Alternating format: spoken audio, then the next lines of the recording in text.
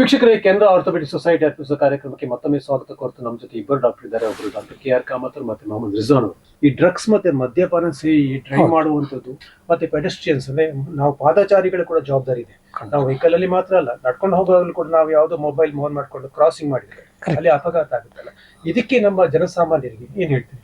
ಹೌದು, ನಿಜ ಒಳ್ಳೆ ಒಂದು ಪಾಯಿಂಟ್ ತಂದ್ರಿ ನಾವು. ಮದ್ಯಪಾನ ಮತ್ತೆ ಮಾದಕ ದ್ರವ್ಯ ಅದು ಎರಡು ಕೂಡ ಡೇಂಜರಸ್. ಮಾದಕ ದ್ರವ್ಯನೂ ಇಲ್ಲ, ಮದ್ಯಪಾನ ಮಾಡಿ ಗಾಡಿ ಬಿಡಲೇಬಾರ್ದು.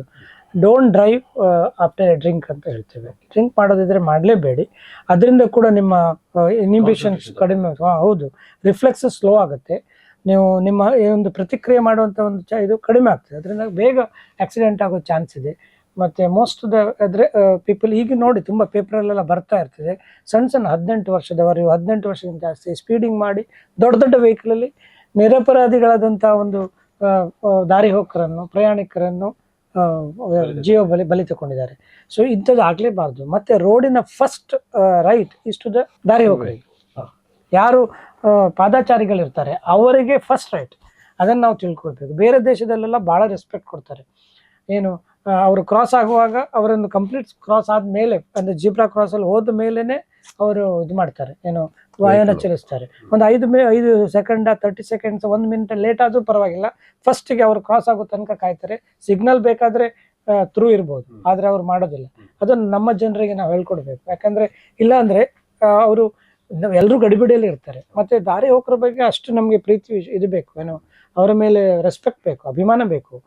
ಎರಡನೇದು, ನೀವು ಹೇಳಿದಾಗೆ ದಾರಿ ಹೋಕರಲ್ಲಿ ಕೂಡ ಒಂದು ಜವಾಬ್ದಾರಿ ಇದೆ. ತುಂಬ ಜನ ನಾನು ನೋಡ್ತೇನೆ ಇಲ್ಲಿ ಮಂಗಳೂರಲ್ಲೇ, ಎಷ್ಟು ಜನ ಮೊಬೈಲ್ ಇಟ್ಕೊಂಡೇ ತಿರ್ಗಾಡ್ತಾ ಇರ್ತಾರೆ ಆಚೆ ಈಚೆ. ಅವರಿಗೆ ಧ್ಯಾಸ ಇರೋದಿಲ್ಲ, ಆಚೆ ಯಾರು ಬರ್ತಾ ಇರ್ತಾರೆ ಹೋಗ್ತಾ ಇರ್ತಾರೆ. ಮತ್ತು ಎಷ್ಟೋ ಸರ್ತಿ ನಾನು ಕೆಲವು ಕಡೆ ಸೆಂಟ್ರಲ್ಲಿ ಈ ವೆಹಿಕಲ್ ಅವರು ದಾರಿ ಹೋಕರು ಇದ್ದಾರೆ ಅಂತ ಹೇಳಿ ಸ್ಪೀಡ್ ಜಾಸ್ತಿ ಮಾಡಿಬಿಡ್ತಾರೆ. That is more confusing. ಇದೆಲ್ಲ ನಾವು ಜನರಿಗೆ ಹೇಳ್ಕೊಡ್ಬೇಕು ಮಾತ್ರ ಅಲ್ಲ, ಇದಕ್ಕೆ ಪೊಲೀಸರು ಮತ್ತು ಅಧಿಕಾರಿಗಳು ಬಹಳ ಇಂಪಾರ್ಟೆಂಟ್ ಆಗಿ ಕಠಿಣ ಕ್ರಮ ತಗೊಳ್ಬೇಕು. ಸೊ ಇದು ನೀವು ಕೇಳಿದಂಥ ಪ್ರಶ್ನೆಗೆ ನಾನು ಉತ್ತರಿಸ್ತಿದ್ದೇನೆ ಅಂತ ಅನಿಸ್ತೇನೆ. ಡಾಕ್ಟರ್, ಈಗ ಬಹಳ ಮುಖ್ಯವಾಗಿ ಯಂಗ್ ಜನರೇಷನ್ ಈ ಕಾಲೇಜಲ್ಲಿ ಪಕ್ಕದಲ್ಲ ವೀಲಿಂಗ್ ಮಾಡುವಂಥದ್ದು, ಮತ್ತೆ ಲೈಸೆನ್ಸ್ 18 ವರ್ಷ ಆಗದೇನೆ 2 ವೀಲರ್ ಓಡಿಸುವಂಥದ್ದು, ಕಾರ್ ಓಡಿಸುವಂಥದ್ದು, ಇದೆಲ್ಲ ಇರ್ತದೆ ಡಾಕ್ಟ್ರೆ. ಇವರಿಗೆ ನಮ್ಮ ಕಾಲೇಜಿ ಪಕ್ಕದಲ್ಲಿ ಹೋಗುವಂಥ ಈ ಮಕ್ಕಳಿಗೆ 3 ಜನ ಹೋಗುವಂಥದ್ದು, ಇವರಿಗೆ ನಿಮ್ಮ ಸಂದೇಶ ಏನು? ಮೇನ್ ಆಗಿ ಅವರಿಗೆ ಸಂದೇಶ ಕೊಡೋದ್ರಿಂದ ಮುಂಚೆ ಅವರಿಗೆ ಪ್ಯಾರೆಂಟ್ಸ್ಗೆ ಅವೇರ್ನೆಸ್ ಕೊಡಬೇಕು. ಇದರಲ್ಲಿ parents are more responsible than the children. ಚಿಲ್ಡ್ರನ್ಸ್ಗೆ ಅಷ್ಟು ಅವರಿಗೆ ಆ ಏಜ್ ಅಲ್ಲಿ, ಟೀನ್ ಏಜ್ ಅಂದ್ರೆ ಸ್ವಲ್ಪ ಸ್ಪಿರಿಟ್ ಇರುವ ಏಜ್ ಅದು. ಆ ಏಜ್ ಅಲ್ಲಿ ಅವರೆಲ್ಲ ಏನು ಮಾಡ್ಲಿಕ್ಕೆ ಸಹ ರೆಡಿ ಇದ್ದಾರೆ.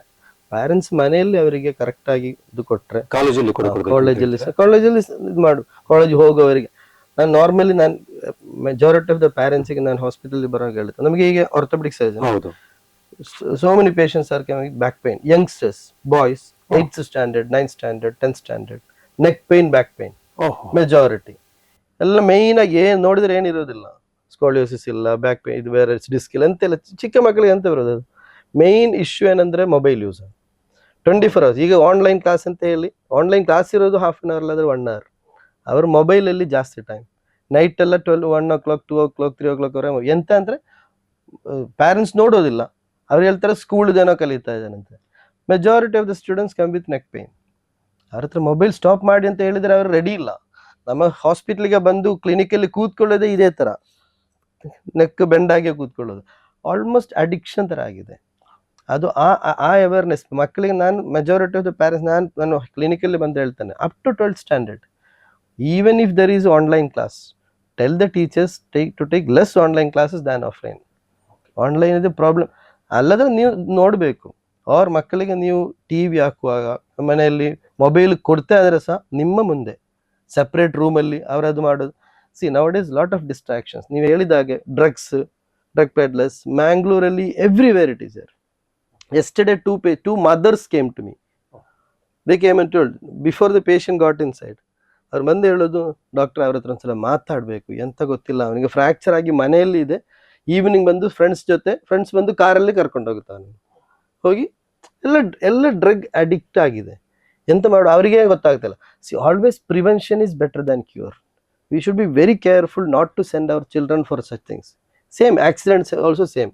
Y are you giving the bike and scooter to the children when they are at the age of 16 or 17? Till they are 18, never give them. It's your children. It is not that somebody is given, he has given, they have given. No, You have taken care of them till the age of 16.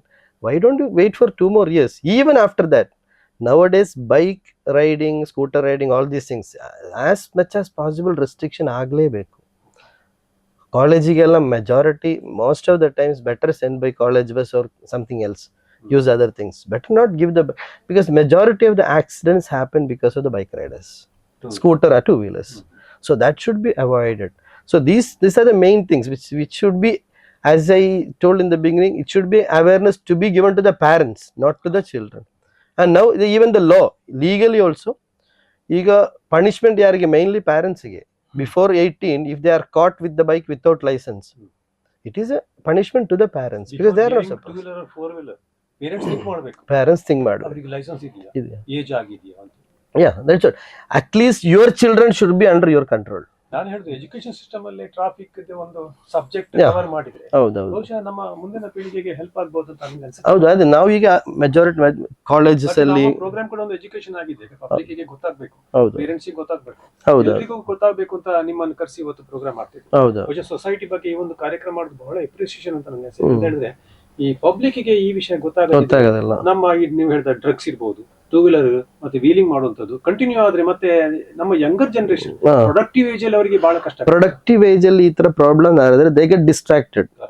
Teenage ಅಲ್ಲಿ if children get distracted, it's very difficult for you to bring them back.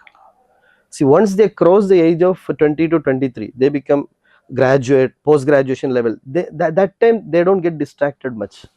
During the teenage college period, that below undergraduate period, before that age, ಆ age ಅಲ್ಲಿ ಜಾಸ್ತಿ distraction ಆಗೋದು. ಆ ಟೈಮಲ್ಲಿ ನೀವು ಇವರಿಗೆ mobile addiction, drug addiction ಎಲ್ಲ ಆದರೆ ಮತ್ತೆ ನಿಮಗೆ they cannot study, their main aim become something else. ಅವರಿಗೆ ನೀವು ಎಷ್ಟು ಒಳ್ಳೆ ಕಾಲೇಜಲ್ಲಿ ಹಾಕಿದ್ರೆ ಸಹ ಆಗೋದಿಲ್ಲ. ಅದಕ್ಕೆ mainly we parents should be very careful about our children till they reach a level. Once they reach a level, doesn't matter.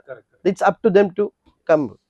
ಇದು ನೇಷನ್ ಬಿಲ್ಡಿಂಗ್ ಕೆಲಸದಲ್ಲಿ ನಮ್ಮ ಈಗ ದೇಶದ ಒಂದು ಅಭಿವೃದ್ಧಿ ಕೂಡ ತೊಂದರೆ ಆಗ್ತದೆ. ಜನರೇಷನ್ ನಮ್ಮ ಯಂಗ್ಸ್ಟರ್ಸ್ ಹಾಳಾದ್ರೆ ನಮ್ಮ ದೇಶದಲ್ಲಿ. ಹೌದೌದು, ಒಂದು ಕಾಲದಲ್ಲಿ ಹಿರಿಯರನ್ನ ಮಕ್ಕಳು ಕರ್ಕೊಂಡು ಬರ್ತಿದ್ರು ಆಸ್ಪತ್ರೆಗೆ, ಅಂದ್ರೆ ಅವರಿಗೆ ಬೋನ್ ಇದು ನಕ್ಕೆ ಇರ್ಬೋದು, ಏನು ತೊಂದರೆ ಇದೆ ಅಂತ. ಈಗ ಪೇರೆಂಟ್ಸ್ ಮಕ್ಕಳನ್ನ ಕರ್ಕೊಂಡು ಬರೋ ಪರಿಸ್ಥಿತಿ ಬಂದೆ. ಇದಕ್ಕೆ ಬಹಳ ಮುಖ್ಯ ಕಾರಣ ಏನು ಅಂತ ನೀವು ಹೇಳ್ತೀರಿ? ಅದು ನೋಡಿ, ಈ ಆಕ್ಸಿಡೆಂಟ್ ಪ್ರಸಂಗದಲ್ಲಿ ನಾನು ಹೇಳೋದಿದೆ, RTA ಪ್ರಸಂಗದಲ್ಲಿ ಈ ನಮ್ಮ ಆಕ್ಸಿಡೆಂಟ್ ತೀರ್ಕೊಳ್ಳುವಂಥ ಜನರಲ್ಲಿ ನೀವು 100 ಮಕ್ಕಳಲ್ಲಿ ನೀವು 15 ವರ್ಷದಿಂದ 29 ವರ್ಷದವರು ಮೋರ್ ದೆನ್ 60%, ಅಂದ್ರೆ 60%ಗಿಂತ deaths occurring in that age group. ಈಗಷ್ಟೇ ರಿಜ್ವಾನ್ ಭಾಯ್ ಅವರು ಹೇಳಿದಾಗೆ 16 to 29 ಇಯರ್ಸ್ ಅಲ್ಲಿ 60% ಜನ ಸಾಯ್ತಾರೆ. ಅಂದ್ರೆ they are the productive people. ಅವರಿಗೆ ಫ್ರಾಕ್ಚರ್ ಆಗಿ, ಅವರಿಗೆ ತೊಂದರೆ ಆಗಿ ಅವರು ತೀರ್ಕೊಂಡ್ಬಿಟ್ರೆ it's a huge loss to the family, society and the country. So ಮಾತ್ರ ಅಲ್ಲ, family will be devastated. So ಅದಕ್ಕೆ ಯಾರು ರೆಸ್ಪಾನ್ಸಿಬಲ್? ನಾವೇ ಹೇಳ್ಕೊಡ್ಲಿಲ್ಲ ಅಂದರೆ ಆ ಏರಿಯಾದಲ್ಲಿ ಆ ಟೈಮ್ನಲ್ಲಿ ಇಂಥ ಆಕ್ಸಿಡೆಂಟ್ ಆಗುತ್ತೆ. ಸೊ ಅದನ್ನು ಖಂಡಿತವಾಗಿ ಪ್ರಿವೆಂಟ್ ಮಾಡಲಿಕ್ಕೆ family should give lot of ಏನು ಪ್ರಾಶಸ್ತ್ಯ ಕೊಡಲೇಬೇಕಾಗುತ್ತೆ. ಸೊ ಅದೊಂದು ವಿಷಯ ನಾವು ತುಂಬ ಅಂದರೆ ಅಷ್ಟು ಜನ ತಿಳ್ಕೊಳ್ತಾರೆ. ಸೊ ಮಕ್ಕಳಲ್ಲಿ ಅಥವಾ ಯಂಗ್ಸ್ಟರ್ಸ್ ಅಲ್ಲಿ ವೆಹಿಕಲ್ ಯೂಸ್ ಮಾಡುವಾಗ ಅವ್ರು ತುಂಬಾ ಕೇರ್ ತಗೊಳ್ಬೇಕು, ಮತ್ತೆ ಫ್ಯಾಮಿಲಿ ಕೂಡ ಟೇಕ್ ಕೇರ್ ಮಾಡಬೇಕು ಅಂತ ಈ ಒಂದು ಸಂದರ್ಭದಲ್ಲಿ ಹೇಳ್ತಾರೆ. ಸರ್ ಹೇಳಿದ್ರು, ರಿಜ್ವಾನ್ ಸರ್, ಈಗ ಮಕ್ಕಳಿಗೆ ಬಿಲೋ 18 ಮೊಬೈಲ್ ಕೊಡಬೇಡಿ, ಮತ್ತೆ ಆನ್ಲೈನ್ ಕಾಸು ಕಮ್ಮಿ ಮಾಡಿ ಅಂತ. ಇವತ್ತು ಏನ್ ನೋಡ್ತಾ ಇದೀವಿ ಡಾಕ್ಟ್ರೆ, ವೆಹಿಕಲ್ ಅಲ್ಲಿ ಹೋಗ್ಬೇಕಾದ್ರೆ 2 ವೀಲರ್ ನಾವು ಒಂದು ಕೈಯಲ್ಲಿ ಮೊಬೈಲ್ ಇಟ್ಕೊಂಡಿಗೆ ಒಂದು ನಕ್ಕಿ ನಾವು ಕಾನ್ಸಂಟ್ರೇಷನ್ ಮೊಬೈಲ್ ಅಲ್ಲಿ ಇರುತ್ತೆ. ಇದ್ರಿಗೆ ಯಾರು ಇರ್ತಾರೆ ಯಾರು ಹೋಗ್ತಾರೆ ಅಂತ ಇರೋದಿಲ್ಲ. ಇದರಿಂದ ಕೂಡ ಸಾಕಷ್ಟು ಅಪಘಾತಗಳಾಗುತ್ತಲ್ಲ, ಅದಕ್ಕೆ ನಿಮ್ಮ ಸಲಹೆ ರಿಜ್ವಾನ್ ಸರ್? ಅಲ್ಲ, ಅದೇ ಮೈನ್ ಆಗಿ ನಾನು ಹೇಳೋದೇನೆಂದ್ರೆ, see it's not only for the children, even others we should know. See mobile is like 2-edged weapon. ಅದು ನಾವು ಹೇಗೆ ಯೂಸ್ ಮಾಡೋದು ಅದೇ ಥರ ಇರುತ್ತೆ. Knife can be use for cutting vegetables and it can be used for bad things also. Similarly, mobile also, you should know where to keep it, where to use it, how to use it, how much to use it. We also should know. It's not only children, ಮಕ್ಕಳು ಮಾತ್ರ ಅಲ್ಲ, ನಮಗೆ lot of especially young age group people 20 to 40 years, especially ladies, neck pain, shoulder pain, fibromyalgia ಅಂತ ಹೇಳ್ತೇವೆ ನಾವು ಇಲ್ಲಿ, back pain, upper part of the chest, ಆ ಬ್ಯಾಕಲ್ಲಿ ಮೇನ್ ಅವ್ರ ಹತ್ರ ಎಂತ ಎಲ್ಲ ನಾರ್ಮಲ್ ಇರುತ್ತೆ. All blood test will be normal. ಕೇಳಿದ್ರೆ ನೈಟ್ ಮೊಬೈಲ್ ಯೂಸ್ಕೊಂಡು ಇದೇ ಥರ ಮಾತಾಡೋದು, ಅಲ್ಲದ್ರೆ full time social media, involved in social media in everything. So ಏನಾಗುತ್ತೆ ಅಂದರೆ ಎಕ್ಸ್ರೇದಲ್ಲಿ ನಾರ್ಮಲ್ ಇರುತ್ತೆ, ಅದೇ MRI ತೆಗೆದ್ರೆ ಅದು ಸಹ normal. So what is the problem? Main issue, you ask them to stop the mobile for some time. Life style disease. You have to modify your life. You should know where to use and how to use. If you get into the mobile, even for you are not able to control certain things. You will be just starting to look at some literature. First literature start ಮಾಡುತ್ತೆ, ಅಲ್ಲದ್ರೆ ಒಂದು video ನಮಗೆ ಆದರೆ ಈಗ orthopaedic videos, so many videos, so many YouTube pictures are there, videos are there, where we learn lot of things to learn. Each and every surgery during our time when we were doing our MS and MBBS and all, we didn't have all these facilities. We have to go into the library, books ಅಲ್ಲಿ ಹೋಗಿ ಅದೇ ತರ you have to study from the books. ಈಗ ಒಂದು surgery for example ಒಂದು femur ಹೇಗೆ operate ಮಾಡಬೇಕು, you just get into the YouTube, everything is so clearly given. But once that goes, next what comes is something else. So you will be seeing whatever you required is for 10 minutes or 15 minutes. That also you will be seeing with the fast mode. Then what comes next? That you are not able to control. So even we are not at our age. So especially during children, see, once you cross your age, ಒಂದು 30-40 years ಆದರೆ ನಿಮಗೆ business start ಆಯಿತು, ಅಲ್ಲದ್ರೆ profession start ಆಯಿತು, already you are in a job, ಆದರೆ ನಿಮಗೆ already ನೀವು settled ಆಗಿದೆ. You have started all these things after you settling. ಮಕ್ಕಳದ ಆ ಥರ ಅಲ್ಲ, ಸ್ಕೂಲ್ ಚಿಲ್ಡ್ರನ್ ಗ್ರೋಯಿಂಗ್ ಏಜ್, ಅವರಿಗೆ ಈಗ you wanted them to become a doctors. Most of the doctors want their children to become doctors or engineers or advocates or whatever profession, high grade professionals. So either IAS, IPS, whatever they want their, but all those things they want them to become the best. Idu starting alle mobile addict adare nothing goes inside their mind distract adare whatever you teach in the school, whatever you teach in the college is not entering inside. So that distraction is a worst part in their life. So when they are distracted, you are losing a family. ಈಗ care sir ಹೇಳಿದಾಗೆ 1 or 2 children ಮನೆಯಲ್ಲಿ ಇದ್ರೆ ಅದು ಒಂದು ಮಕ್ಕಳಿಗೆ ಈ ತರ problem ಆದ್ರೆ parents life is gone. What is there for money is for what? If you are not able to bring up your children in a proper way, your children are your assets. If they go some astray, we see in day to day life so many parents coming to our clinic. Sir ಇದಕ್ಕೆ counselling ಏನಾದ್ರು ಮಾಡ್ತಾ ಇರ್ತೀರಾ ನಿಮ್ಮ ಸೊಸೈಟಿಯಿಂದ? ನಾವು ಸೊಸೈಟಿಯಿಂದ ಎಲ್ಲ ಮೆಂಬರ್ಸ್ಗಳು individual ಲೆವೆಲಲ್ಲಿ ಮಾಡಿದ್ರೆ, ನಾವು ಅಕ್ಯುರೇಟ್ ಪ್ರೋಗ್ರಾಮ್ ಅಂತ ಮಾಡಲಿಲ್ಲ, ಬಟ್ ಖಂಡಿತವಾಗಿ ಅದಕ್ಕೊಂದು ಸ್ಕೋಪ್ ಇದೆ. We can really think about it. Society should take, and people like you who are the medias should take the importance of it and bring people to speak regarding that, so that they will have an awareness about it.